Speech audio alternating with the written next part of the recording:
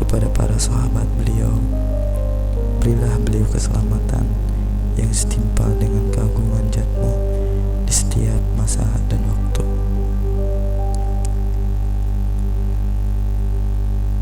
Segala puji bagi Allah untuk selamanya, kemudian rahmat beserta salamnya. Allah Ta'ala itu mengetahui bahwa engkau mudah bosan atau jemu. Maka Allah membuat bermacam-macam cara taat atau ibadah. Dan Allah mengetahui bahwa engkau bersifat rakus, terlalu semangat. Maka dalam beberapa waktu dilarang melakukan sholat. Supaya himmah kemauan yang kuatmu tertuju pada sempurnanya sholat, yaitu iqamatus sholat, bukan sekedar sholat. Sebab tidak semua orang yang sholat itu mendirikan sholat atau iqamatus sholat.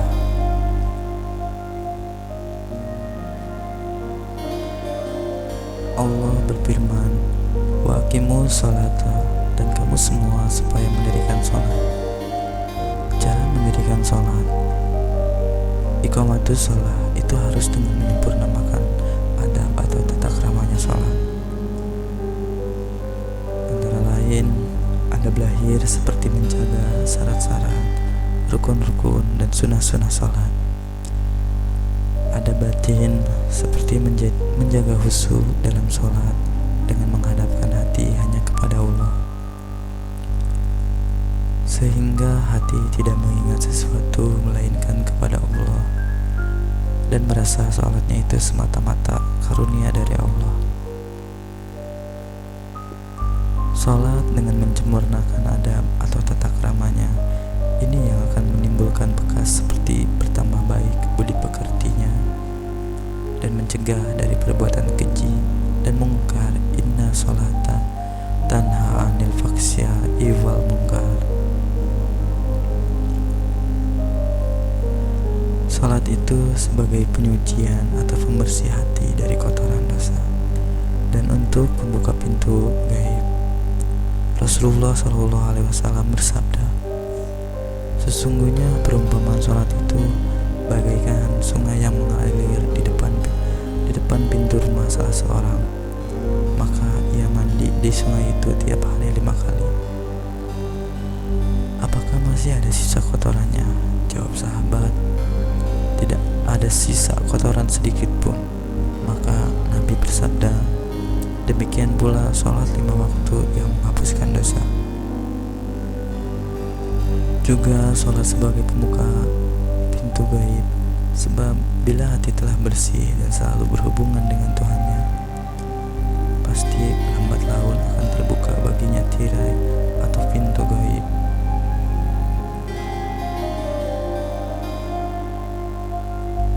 Salat itu sebagai tempat bermunajat kepada Allah dan sebagai pembersih hati dari kotoran dosa.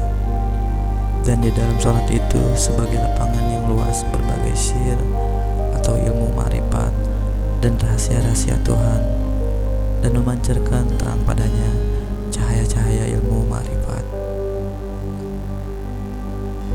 Allah berfirman, Aqimi sholata lidzikri, dirikanlah atau tegakkanlah salat itu untuk zikir, ingat kepadaku. Sesungguhnya seorang hamba bila ia berdiri salat, maka Allah membukakan untuknya tirai hijab dan langsung dihadapinya, dan berdiri tegak para malaikat dari atas bahunya hingga langit mengikuti salatnya dan mengaminkan doanya. Dan seorang yang sholat itu ditaburi rahmat dari langit hingga ubun kepalanya, dan dipanggil oleh suara. Andai kata orang yang munajat ini mengetahui siapakah yang diajak bicara, maka tidak akan berhenti sholatnya. Dan sesungguhnya pintu-pintu langit terbuka untuk orang-orang yang sholat. Dan sesungguhnya Allah membanggakan barisan orang-orang yang sholat di hadapan malaikatnya. Muhammad bin Ali At-Tirmidzi berkata, Allah telah memanggil orang-orang yang bertauhid supaya sholat 5 waktu, karena rahmat kasih kepada mereka dan menyediakan berbagai macam hidangan, supaya seorang hamba bisa merasakan pada tiap-tiap bacaan dan gerak itu karunia pemberiannya. Maka gerakan itu bagaikan makanan dan minuman itu bagaikan minuman, dan hidangan itu disediakan oleh Allah tiap hari 5 kali, supaya tidak ada lagi sisa kotoran ataupun debu. Dalam kitab Taurat disebutkan, "Hai anak Adam, jangan malas untuk mendirikan sholat di hadapanku sambil menangis, maka akulah Allah yang telah mendekatkan dari hatimu, dan karena gaib engkau telah dapat melihat cahayaku. Allah telah mengetahui kelemahanmu, maka Allah menyederhanakan bilangannya.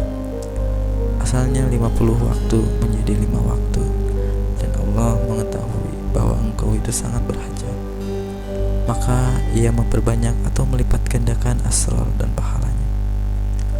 Allah itu mengetahui kalau hamba itu butuh sekali anugerah darinya, maka Allah memperbanyak asrarnya sholat, yakni Allah memperbanyak anugerah berupa ilmu dan malaikat di dalam